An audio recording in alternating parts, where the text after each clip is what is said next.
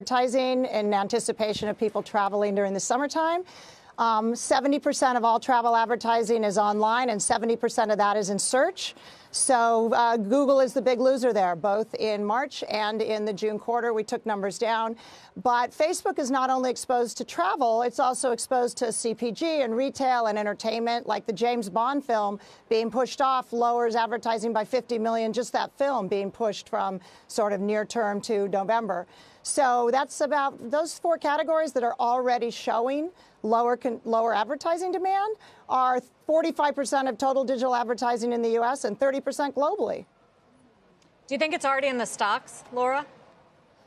No, because I think people are underestimating that when you have a revenue downdraft, they are 70% margin dollars. So there's a bigger profitability hit than people are thinking. And you probably saw that Microsoft, Facebook, Google are doing the kind and humanitarian thing. They are going to pay all of their hourly workers who aren't coming to work anymore because they've sent everybody home.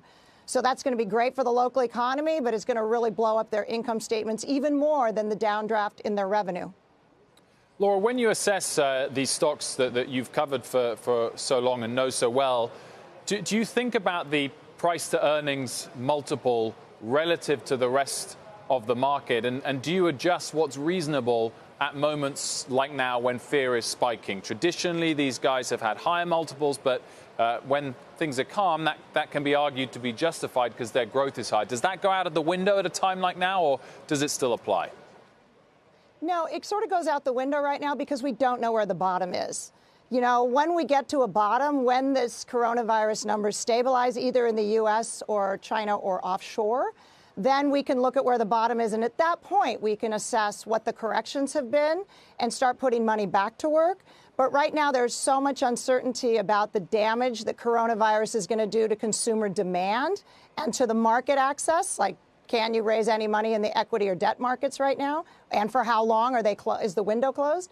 That we have to see where those relative valuations are once it bottoms and consumer demand starts returning. Is there any name that's relatively insulated from this? For Twitter, I didn't hear you mention, for instance. No, I would stay away from all ad-driven stocks, which are fixed cost businesses with 70% margins. We like Peloton because people aren't going to a gym as coronavirus fears escalate.